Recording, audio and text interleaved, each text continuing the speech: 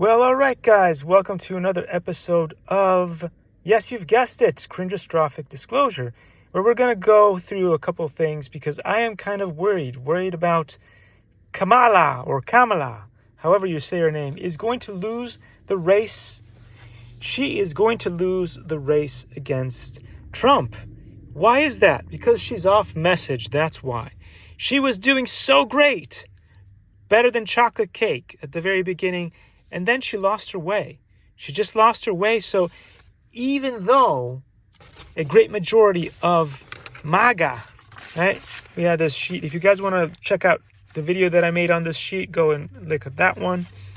But even with all the brainwashing and all that stuff, the brainwashing would not work if their messaging, basically their messaging on the left, wasn't such a pile of absolutely steaming dog poop. And so that is the problem, right?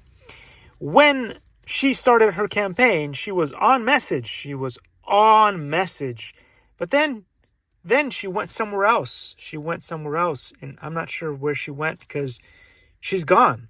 So we need to go get her back on message very quickly, because otherwise she's going to lose to Donald Trump, and then Donald Trump will have won against hilarious Clinton and Kamala Harris, and that'll be two girls that lose.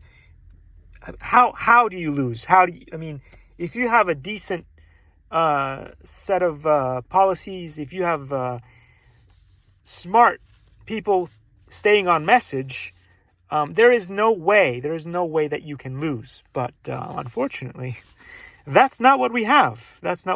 We have a wonderful politician who somehow managed to end up like a squirrel over there, and then completely distracted. And now she's off message. And the worst message possible is, well, I can't think of a single thing that I would do differently than Joe. Really?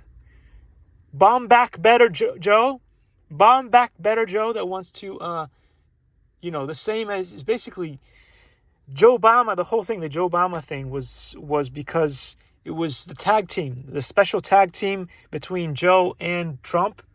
They're basically the different faces of the same coin, but their whole agenda of keeping us stuck on fossil fuels and bombing the Middle East from Gaza all the way to Turkey to high heaven to take the oil, that's the same kind of, agenda that got us into the first mess to begin with. That's why we said they're the last dinosaur. Remember the last dinosaur? Because we need to get those people out of office permanently.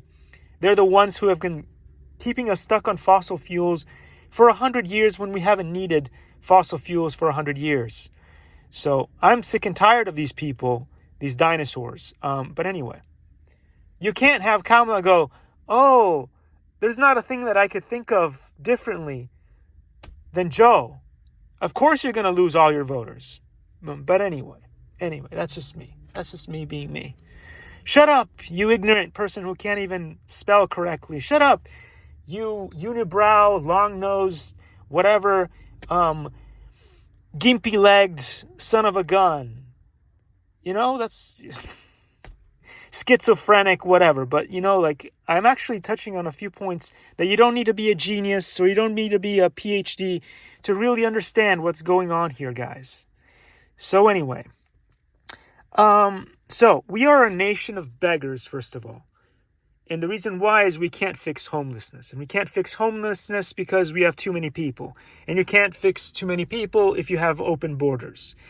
And so it's all like a cascading effect that is just destroying the nation. Anyway, our biggest beggars are our politicians. Have you seen the commercials from the beginning of this campaign and also in the previous campaign? It's always, can you chip in? Can you chip in?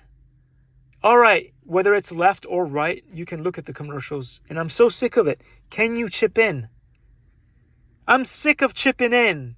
And I think most voters, most taxpayers are sick of chipping in. We've chipped in enough. Just do the stuff that we need you to do.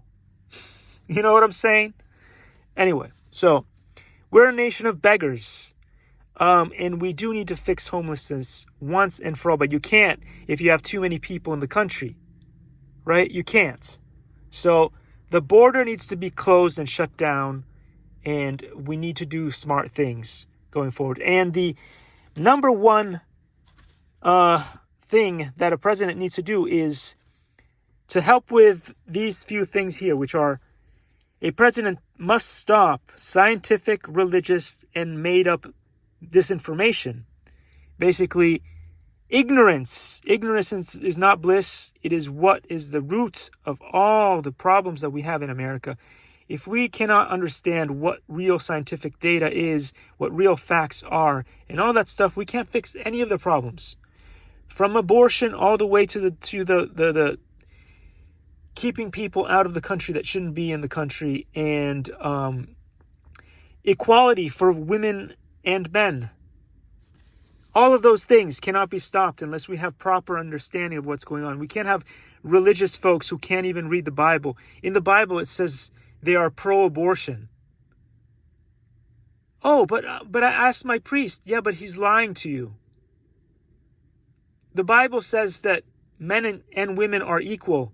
And actually, maybe women should get a little bit more because they do one of the most important jobs of all time, which is get us to planet Earth to begin with, from the famous Stargate. But anyway, so can you guys even read the Bible that you guys are reading? Or are you just all a bunch of brainwashed puppies? Anyway, the other thing that the government or the president needs to do is to stop all of this disinformation from happening, which is funded, oh yeah, by big oil, big food, big drugs, big tech, and big church.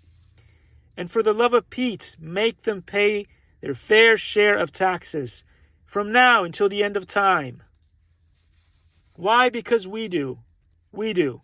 And the middle class is getting destroyed because a few people, oh, I'm sorry if you can't have a yacht for every single one of your 20 houses and a private plane and whatever. Like, are you on this planet? Take some responsibility. Take some responsibility for the rest of us. Anyway. So that's where I stand with this, guys. So that is the main thing that a president must accomplish. But then, as I said before, you can't have a loose border and you can't have a horrible immigration system that allows. And by the way, the number one people who bring in people from the border, illegals, is corporate America. So if you fix for corporate America, you have a lot less of this going on. Child and a bunch of other things, trafficking and all that stuff is all done, the majority, by drug cartels and big business. So, yeah. Then restore equal rights to women. She's got to do that. She's got to do that. Kamala, you've got to do that right away. Do it by executive order now. Convince Jill, because I'm not sure what Joe is up to these days. Make people who get $400K plus pay their fair share of taxes. You got to do that. You got to do that. But at the same time, do a tax cut for everyone who is underneath. And that's how you pay for that. Right? Because especially in blue states where everybody is being taxed to death on pretty much everything, every little thing that they do. Let's just talk about cars, okay? Every time you buy a car, you pay a tax. Every time you operate your car, you pay a tax. You pay taxes on your gas. You pay taxes every time you get rid of your tires and you change your tires. You pay a tax. Every time you change your oil, you pay a tax. We're being taxed to death. So, especially in blue states. We should get health care for all because we pay more than anyone else in any of the red states, and we should get UBI, Universal Basic Income, but not in printing more money way, through Bitcoin, through food stamps. That's how you do it, and the economy won't even be touched by it. Wake up, people, wake up.